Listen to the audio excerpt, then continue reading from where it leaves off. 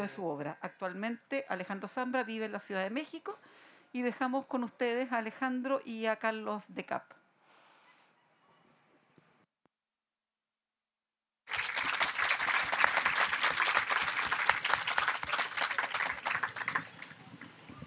Hola, buenas tardes.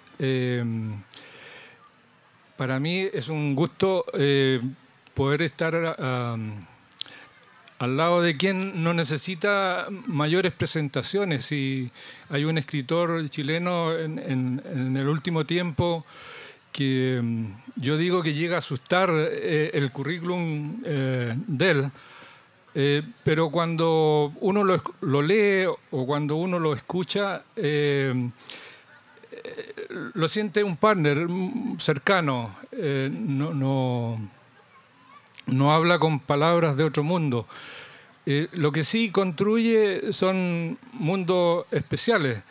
Y yo digo que él tuvo la virtud de armar una ventana maipucina, digo, para hacer salir a sus personajes.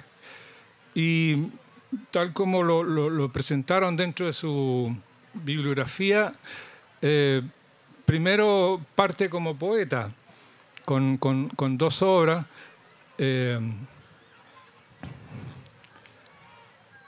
Bahía Inútil y Mudanza. Y ese debut en poesía se nota en su producción prosística, o como algunos teóricos dicen, hablan de prosa de poeta. Y a mí me gustaría saber, Alejandro, si tú ves una ligazón entre bonsái, formas de volver a casa y poeta chileno, si se podría hablar de un mismo mundo narrativo, con los personajes que cambian de nombre, pero que finalmente es como un solo libro. Me gustaría partir por ahí.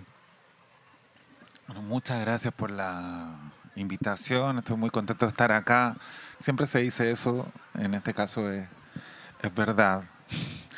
Y en esta universidad, en esta ciudad y en este país, porque yo he estado los últimos años viviendo fuera y por pandemia se ha sentido todo más distante y más angustioso. Entonces me gustaría agradecer la invitación a Dios, a las autoridades, no sé, a las personas que me invitaron. Y ¿qué me preguntaba? Bueno, lo que me pregunta, la respuesta más honesta sería no sé, ¿no? O sea, lo que sí sé es que cada vez hay un deseo de intensidad, ¿no? O sea, que cada libro viene de un mismo deseo de intensidad y probablemente son muy distintos entre sí y para mí son especialmente distintos. O sea, de pronto desde fuera se pueden ver más recurrencias de las que yo mismo veo porque, claro, desde Bonsai a la última novela yo veo distintos énfasis, ¿no? No prefiero a unos libros sobre los otros. Yo creo que los libros son, en este sentido, como hijos que se fueron de la casa, ¿no?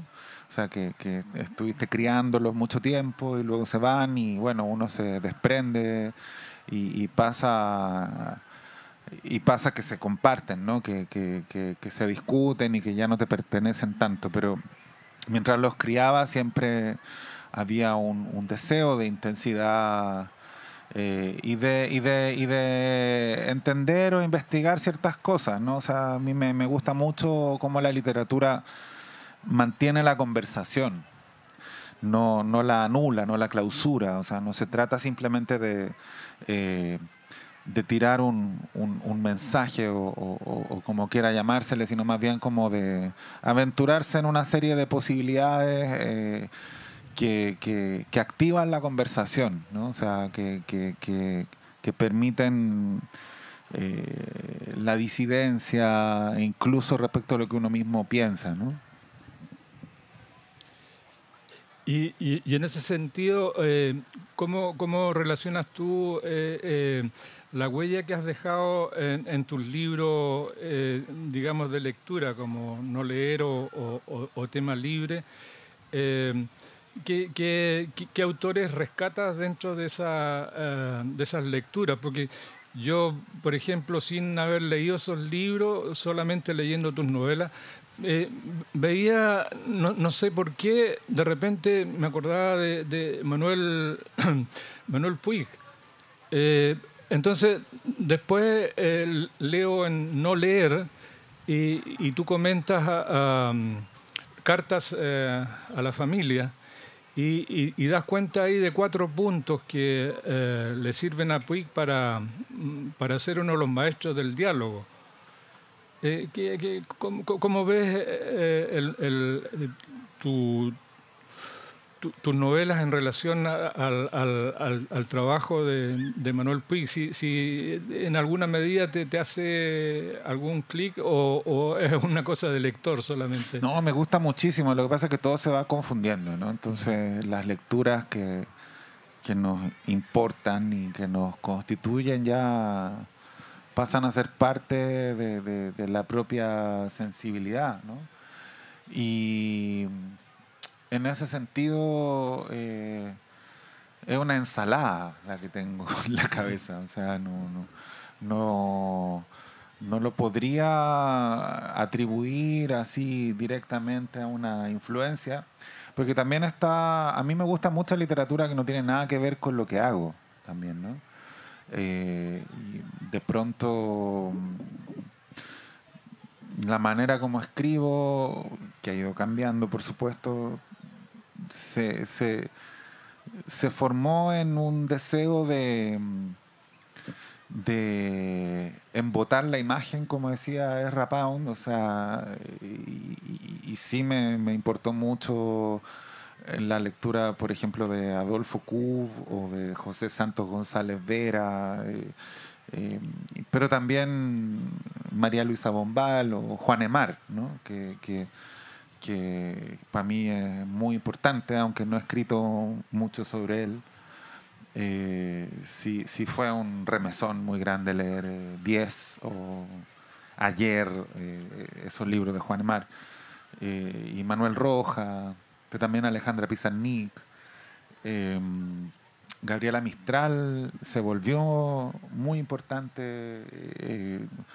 de a poco, ¿no? Y ¿En su prosa en su poesía, ¿sí? en su poesía.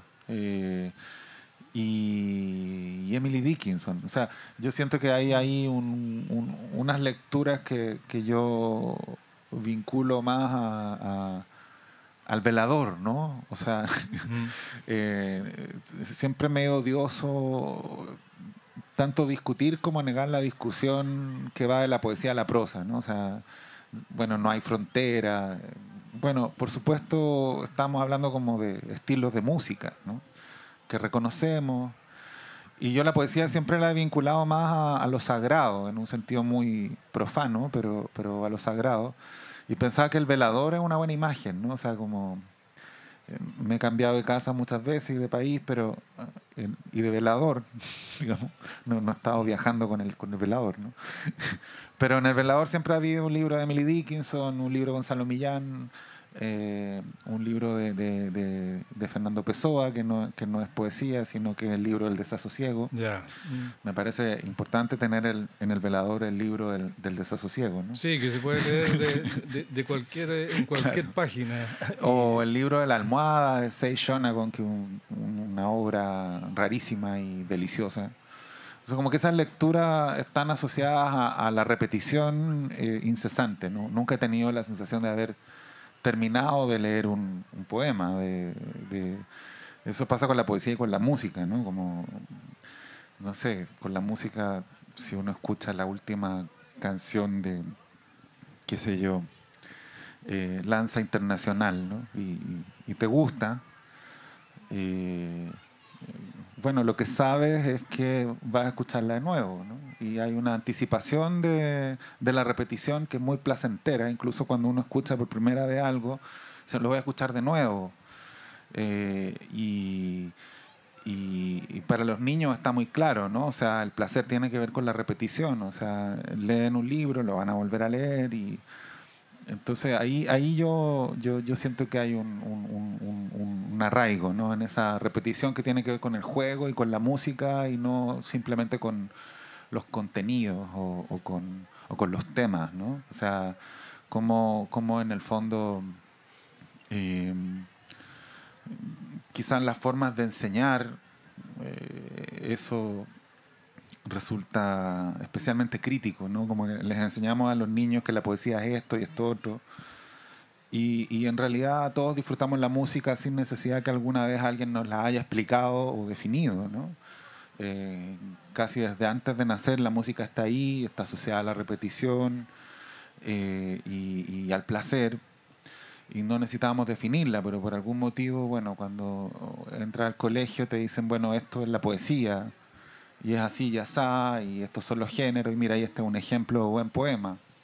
Cuando en realidad habría que también permitir que hubiera 10 ejemplos y que los niños dijeran, bueno, poema me gusta y este no, ¿no?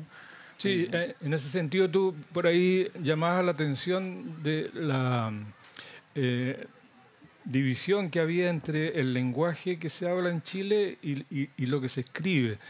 Y yo no sé si eso, al estar viviendo fuera, te ha cambiado la lectura o te ha hecho, digamos, tratar de unir un poco esas dos hablas, el habla Oye, escrita y... de eso podríamos hablar un ratazo, ¿no? Muy interesante. Yo pensaba, bueno, que muchos grandes artistas de nuestro país han puesto en duda esa división tan tajante entre el habla y la escritura, ¿no? Y pensando, no sé, en primer lugar en Violeta Parra, pero también muchos otros hicieron ese énfasis de recuperar nuestra forma de hablar, que es deliciosa y nosotros lo sabemos, pero también nos resistimos a eso, ¿no? Como que estamos discutiéndolo. Eh, y claro, viviendo fuera uno, no sé, yo llevo mucho tiempo ya viviendo en México, entonces mi sensación es que he recuperado de algún modo una habla chilena. Es una paradoja, porque se supone que si uno vive fuera se empieza como a mimetizar. Pero la verdad es que, claro, también pierdes palabras que tenías y descubres que las pierdes a diario. O sea, todos los días hay un pequeño desencuentro lingüístico que me hace pensar en nuestra forma de hablar desde otro lugar. No sé, quiero poner un ejemplo porque esto sonó muy abstracto, pero eh, bueno, solo se me ocurren ejemplos ridículos. El verbo ocupar, nosotros lo usamos mucho. Eh, por ejemplo, para pedir el baño, ¿no? O sea, puedo ocupar el baño, esa es la manera más habitual en que pedimos el baño. Entonces, la única forma de ser consciente de que usamos mucho el verbo ocupar es cuando alguien te lo hace notar, porque para nosotros es muy natural usar esa palabra para pedir el baño. Y solo cuando te miran raro en otro país, cuando pides el baño, te das cuenta, ¿no? Que lo que está escuchando esta persona es que tú no solo quieres entrar al baño, sino cerrar con pestillo, poner una banderita chilena y no salir nunca más, ¿no? O sea, como realizar una ocupación del baño. Leer un libro. Y es un ejemplo ridículo, pero digo como no son solo los modismos los que cambian, los ritmos, los sobreentendidos, y a veces una palabra tan común como un verbo que nosotros decimos todo el tiempo a través de esas interferencias se vuelve, se vivifica, o sea, como que se vuelve misterioso, ¿no? Y en el fondo no es que estás aprendiendo a hablar de otra manera, sino que tu propia lengua se vuelve más viva, ¿no?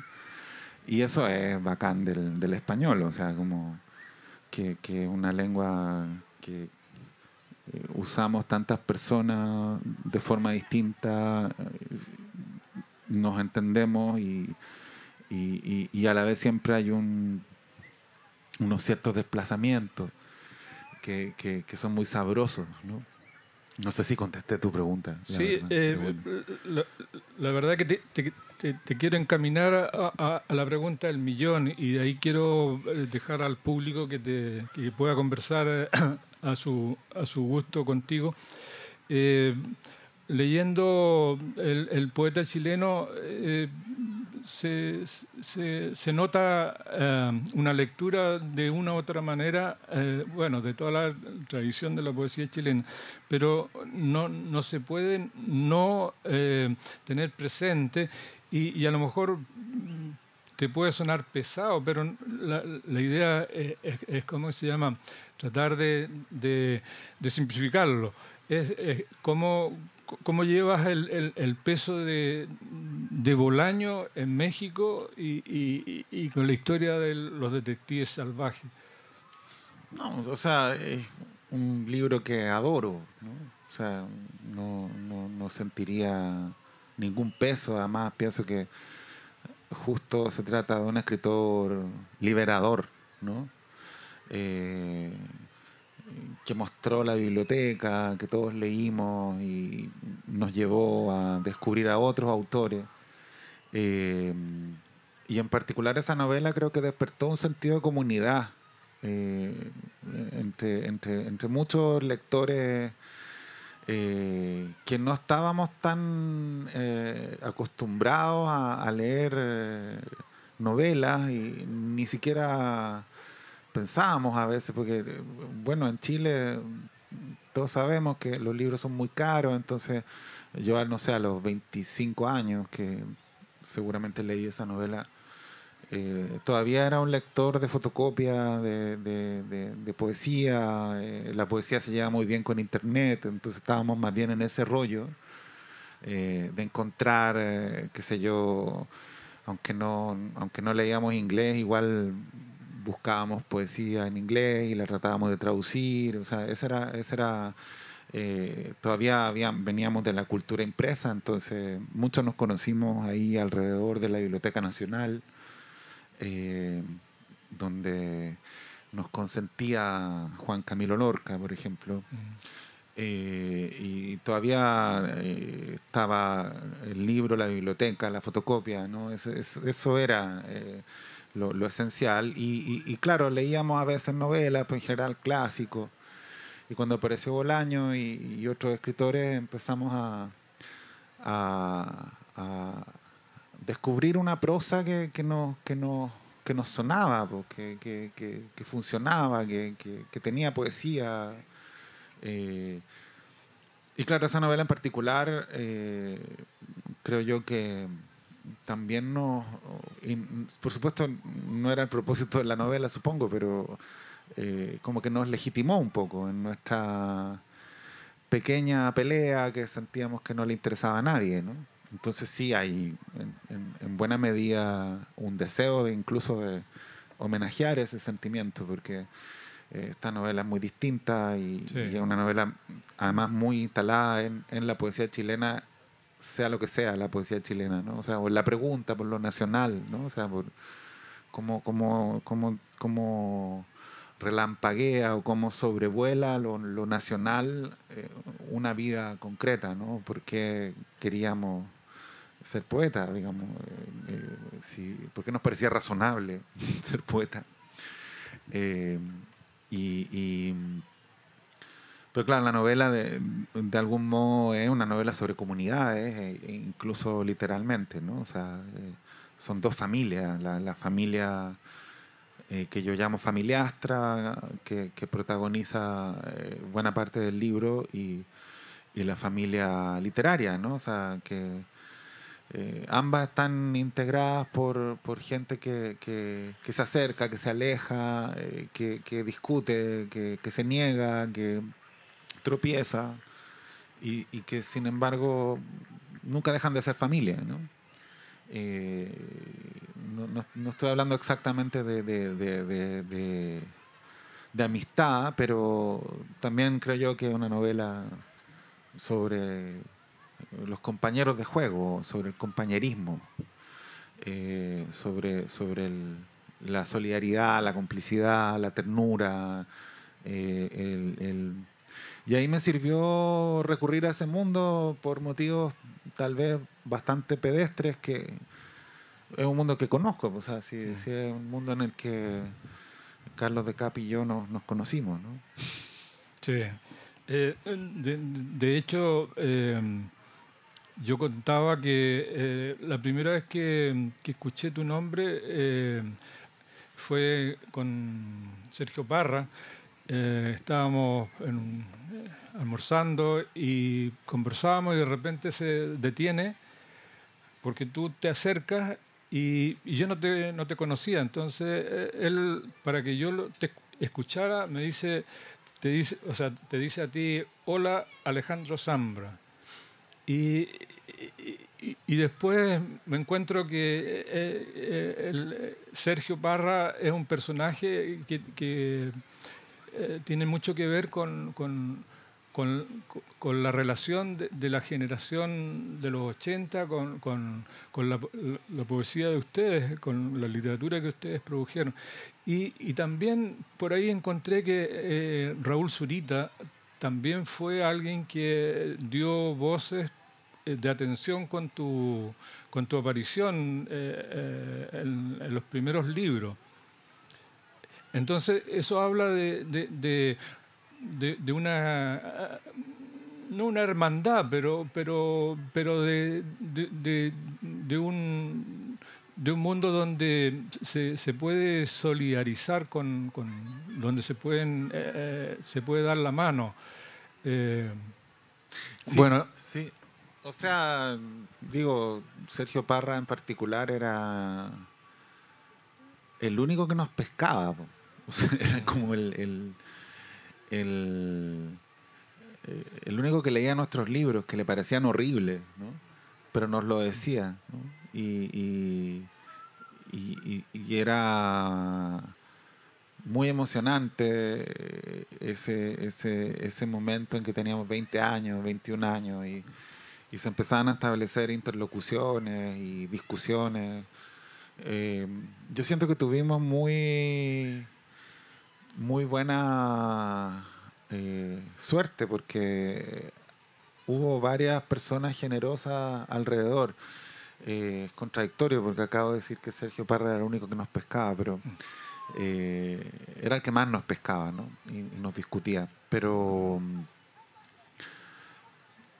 igual creo yo que en parte la comunidad de la poesía tenía que ver con, con esas complicidades, porque era un mundo gratuito de partida, ¿no? O sea, era un mundo donde nunca pagabas una entrada, sino que ibas a la lectura de poesía, después había una tocata por ahí, o ibas a un bar y lograbas hablar con poetas que admirabas, y de pronto discutir con ellos, tomarte un trago. O sea, creo que fue un mundo que nos fue embrujando justo porque resultaba accesible, ¿eh? Y era un mundo también de clase media baja, de clase media, digo, eh, un mundo como ligado a un circuito abordable para nosotros.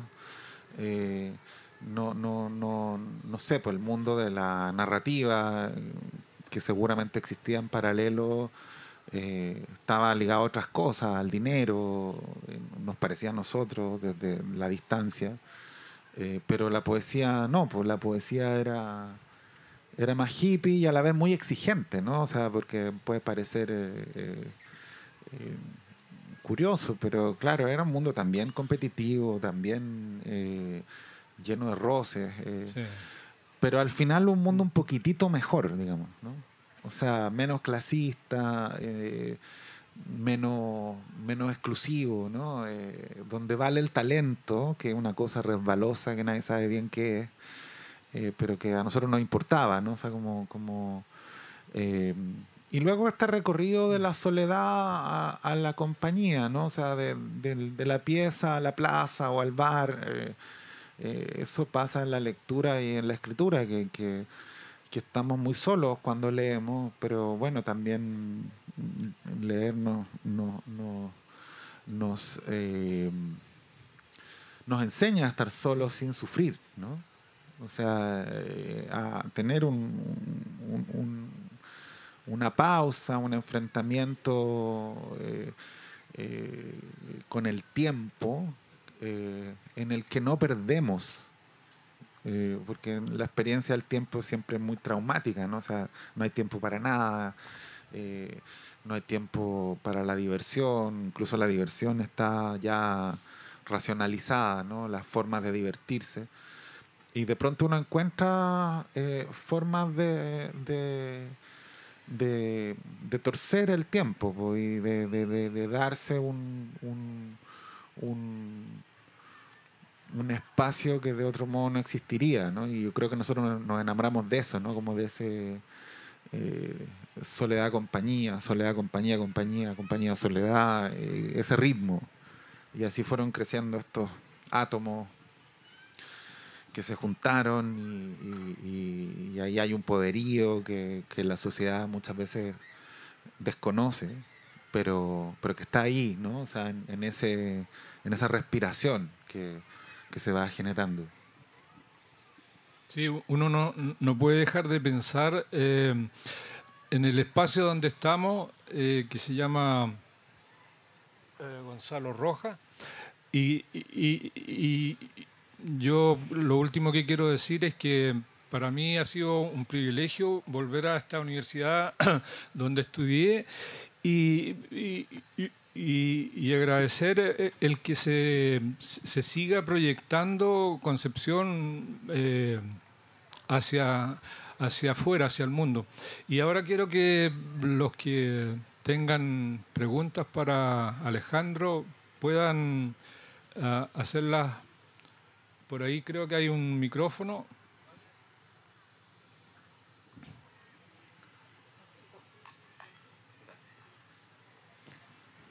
Alejandro y Carlos de Cabo, y gracias por estar acá. Muchas gracias. Es una grata foto de este lindo día miércoles acá en los de Conce.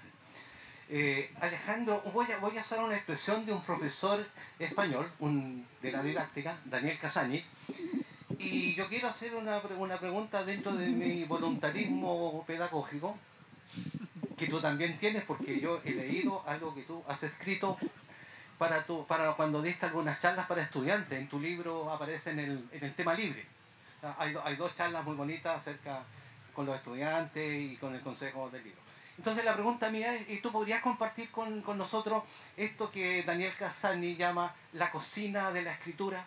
¿Cómo te mueves cuando encontráis un tema? ¿Cómo le ponía el título a alguna novela, a otro libro? Por favor, compártenos eso en esta tarde, por favor. Gracias. La cocina. La cocina del escritor. Bueno, yo estábamos hablando en la mañana de Gonzalo Millán y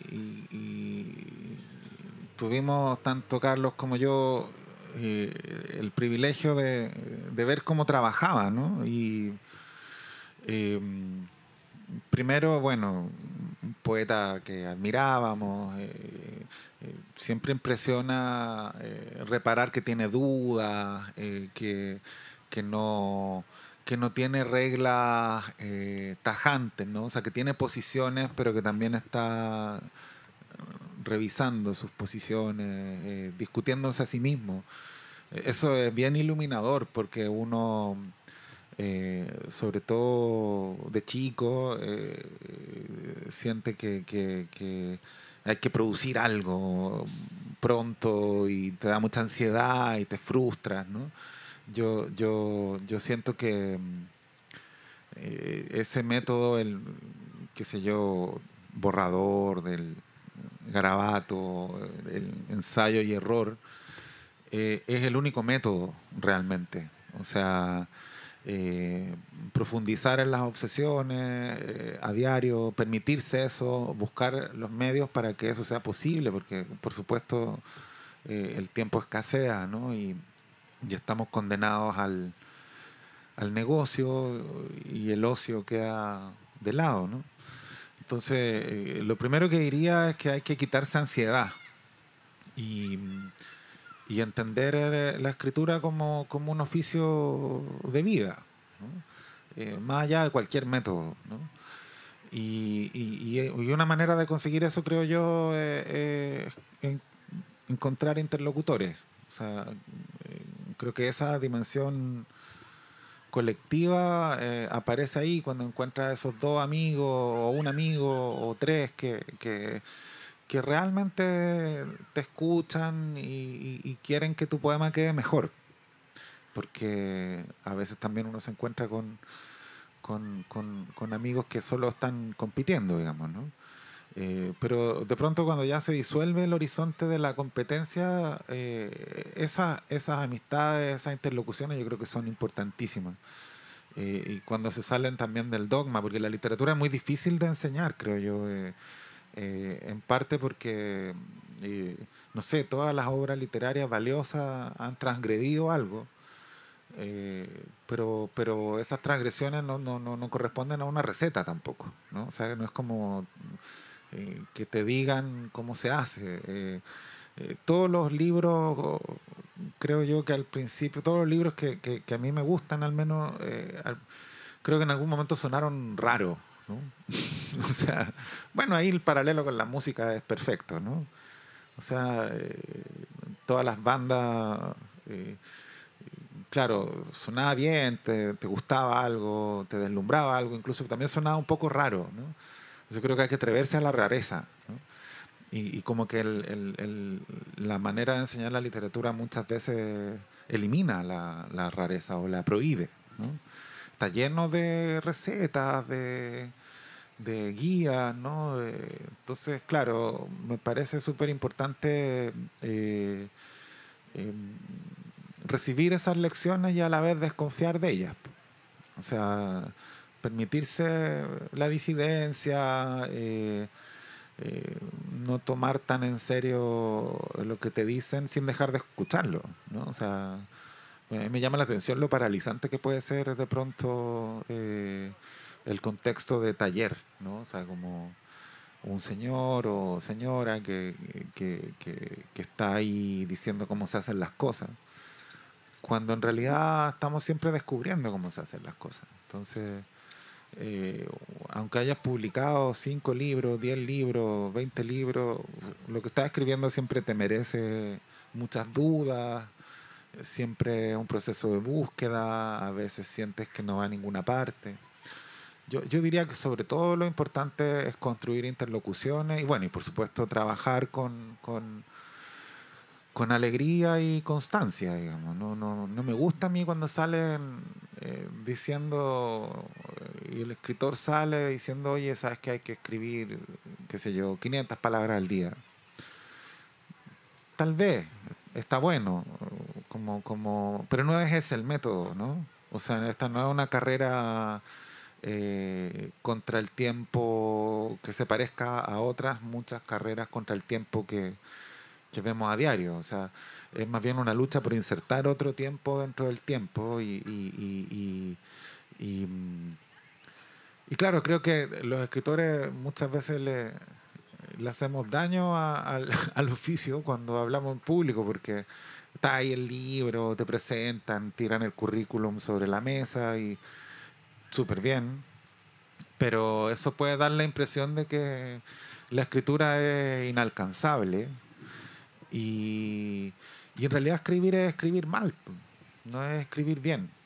O sea, es demorarse, darse vuelta, permitirse eso, eh, Decía esta Wisława Szymborska, la poeta polaca, tiene un texto precioso en que dice, bueno, no hay oficio menos cinematográfico que un poeta escribiendo un poema, digamos, ¿no? O sea, nadie aguantaría esa película de un señor que está ahí, 2 versos, 3, media hora después borra uno, 1 hora pasa mirando por la ventana y eso parece ser parte también de la escritura del poema y luego escribe 5 versos pero borra 2. No, nadie aguantaría semejante espectáculo, dice ella.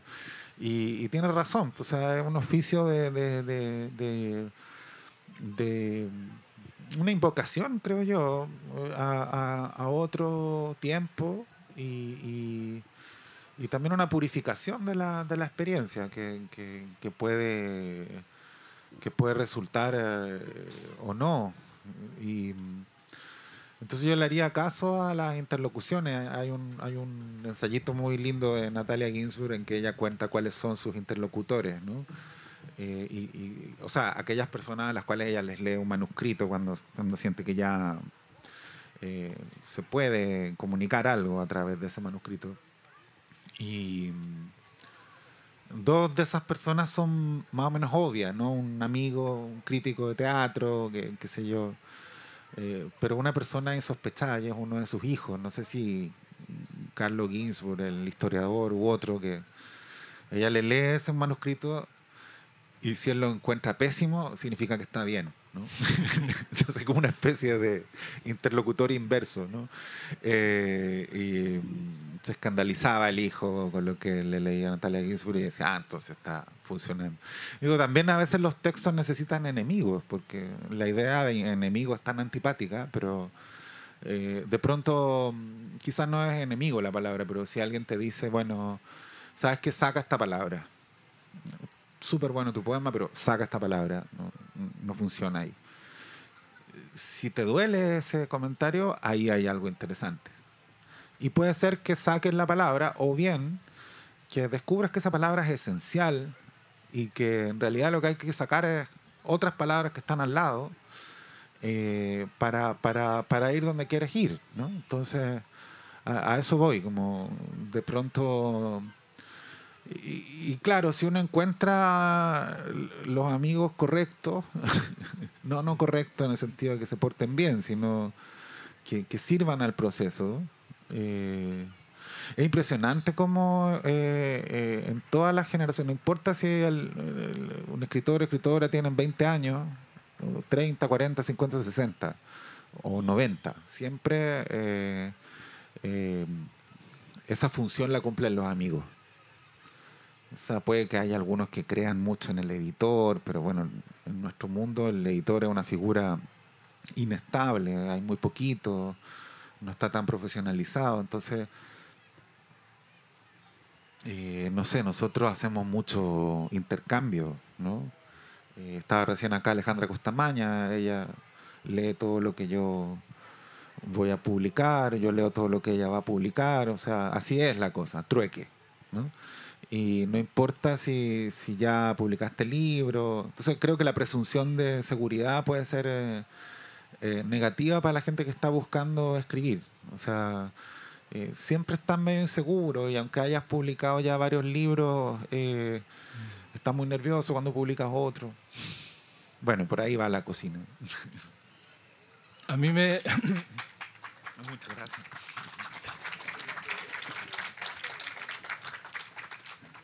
A mí me gustaría agregar solamente a lo que dijiste que igual da la idea de que la literatura y que los escritores tenemos controlado todo, como que todo tiene una explicación, que no hay intuición, no hay magia. Y si no fuera así, todos los profesores de literatura serían los grandes escritores, y no es así. Afortunadamente. Queda la palabra Hola. dada. A mí lo que me llama la atención en general de tus libros es que son autorreferentes. Entonces, de alguna forma, cuando uno lee un libro de Alejandro Zambra, piensa, es Alejandro Zambra el que me está contando una historia que le pasó hace 5 años, el fin de semana, etc. Entonces, lo que yo quiero saber es si esa autorreferencia es para crear cercanía con el lector o realmente los escritores solo, escriben sobre su vivencia. No, yo creo que no. O sea, es que es más bien. Yo no creo en lo autobiográfico, realmente. O sea, creo en. Es difícil de definir, pero. eh, o sea, claro, lo autobiográfico fuera de la literatura me parece muy definible. O sea, es alguien que, porque presidente de la República o porque, qué sé yo, una figura pública da una versión de su vida, una versión que debiera ser considerada muy sospechosa, ¿no? Alguien diciendo esto es lo que realmente me pasó. Pero a mí me interesan como ciertos desarrollos que están más ligados como a la o al psicoanálisis quizás, ¿no? O sea, como nunca vas a contar tu propia historia de la misma manera 2 días seguidos, ¿no? O sea, ni siquiera 2 horas seguidas. O sea, estamos cambiando, estamos siempre interrogando a distintas personas que están dentro de nosotros, ¿no? Y lo que más me gusta de la escritura es que de pronto, o sea, no de pronto, sino que siempre el plan fracasa. O sea, partes de una intuición, tienes una cierta idea de lo que vas a hacer. Y en el camino descubres que hay otras tensiones, por ejemplo, que, para no ponerlo así tan abstracto, o sea, que hay palabras que tú pensaste que nunca usarías que de pronto usas. Entonces yo siento que el efecto